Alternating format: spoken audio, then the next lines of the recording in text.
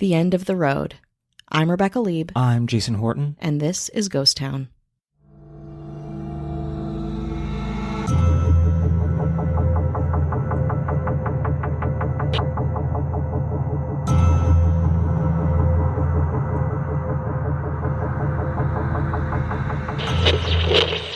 Last year, the Sisters of Mercy toured the States with Public Enemy.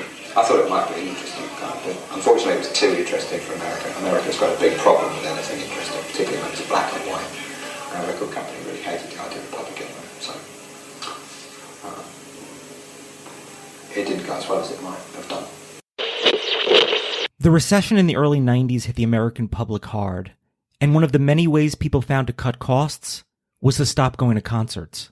This came on top of rising ticket prices, and the first time that Lollapalooza was ever held in the States gave concertgoers the opportunity to see more than just one act. And for a lot of them, it made more sense than only going to one concert. One band in particular saw this as an opportunity to take advantage of America's growing interest in different genres and styles of music, and they decided they were going to put together a lineup that would shock both audiences and people in the industry, whether they liked it or not. That band was the Sisters of Mercy, and in their own words to describe themselves, we are a rock and roll band, and a pop band, and an industrial groove band. We are intellectual love gods. We make records. Sometimes we play concerts sometimes. But if that wasn't enough context for you, the Sisters of Mercy are a rock band from Leeds, England, who were at the height of their fame during the mid-1980s to early 1990s. They actually dropped off people's radars around the early 90s because they stopped producing new records to protest the record company, which may give some of you an idea of where we're headed with this tour. The Sisters were already a huge success in Europe, but we're looking to build on that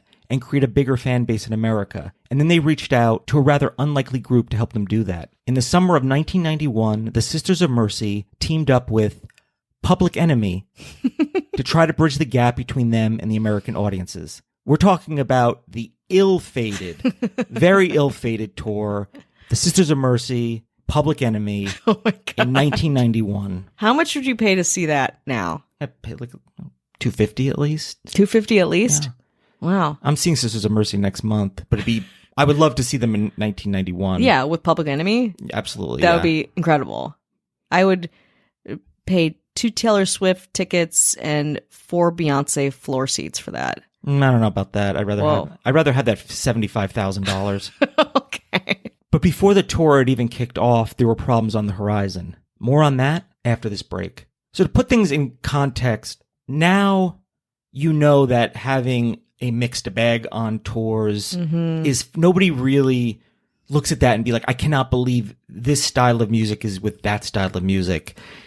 Even with festivals, yeah, sometimes the genre will be somewhat similar, but a lot of times they'll just mix things up. Yeah. And in the 90s, combining rap and metal with like the soundtrack to Judgment Night and as Aerosmith and Run DMC, the 90s became more forgiving of that. But we're talking about when Lollapalooza 1 came out, which was 1991, which I went to. Wow. And I went to the first 4, and if you're of that mind of like how many great bands could you see, that would you ever see some of these bands again?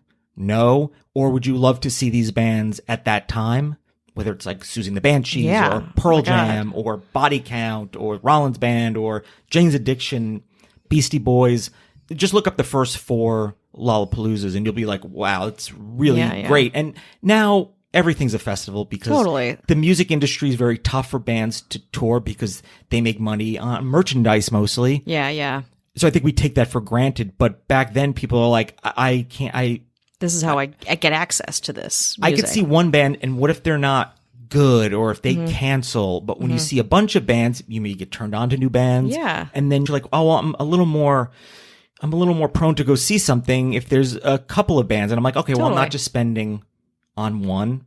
Yeah, exactly. Well, no, the way that people access music, I'm sure the listeners know, has fundamentally changed. So like the way that we experience music, from going to see a bunch of things just to get exposure to things, and because you didn't have the internet really to access whatever you wanted at any given time at your fingertips. But I also will say, I think like for festivals, that's true. I think that's a pretty eclectic mix most of the time, even if it's under like the Stagecoach country theme or genre. But I do think that a lot of the times with touring acts, even like the openers are somewhat similar. too, or lesser known, but still like have a through line with the actual tour and the main act. I would say.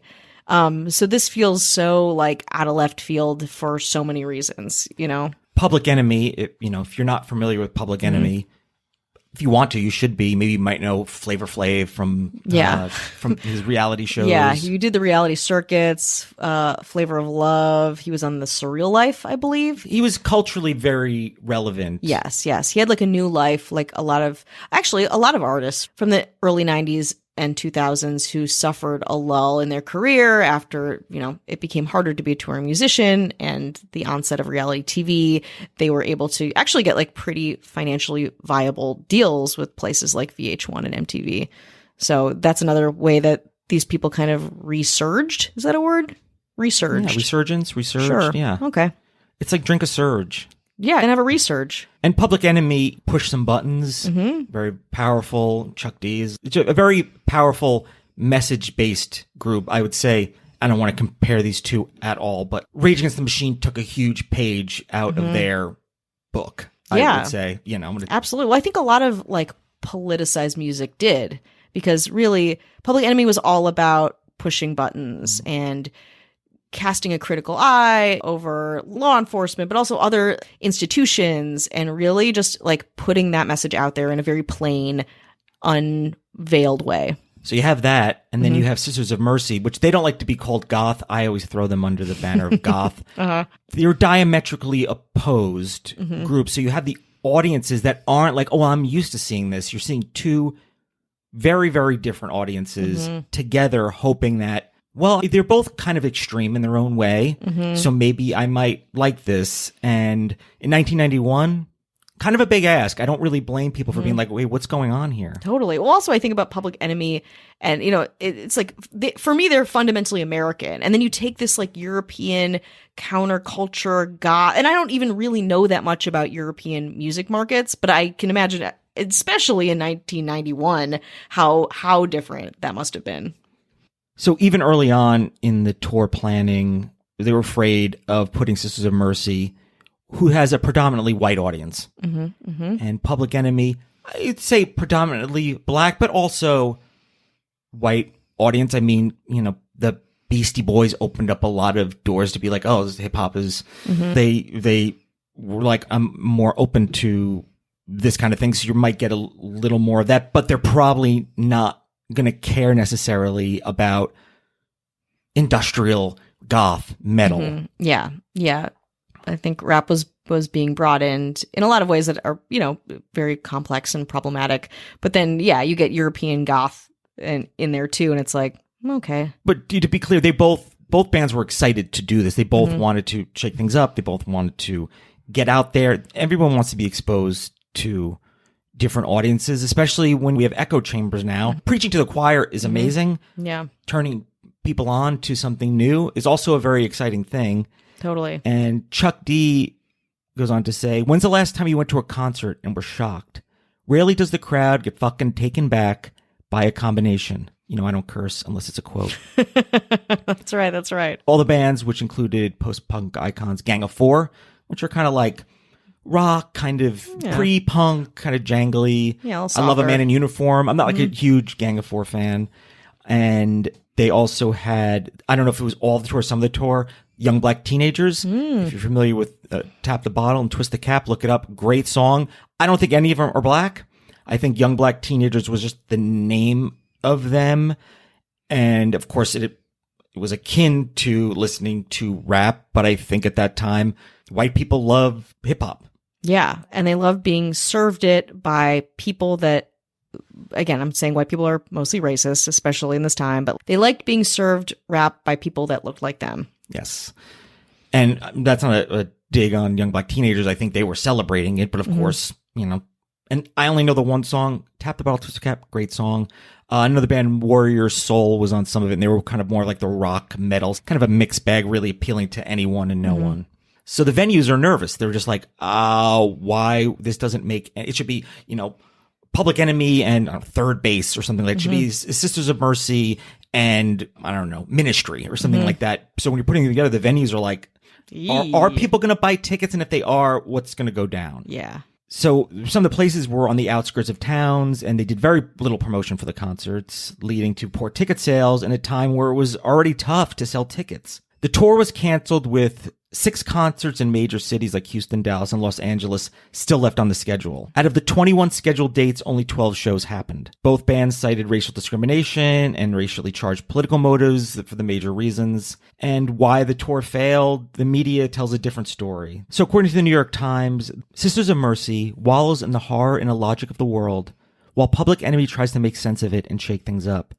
Gang of Four is alienated by society, while Warrior Soul wants to dismiss it with contempt. The reason was a fascinating cultural event and frustrating concert in which the group's disparities became more apparent than any shared bond. It's from the New York Times, 1991.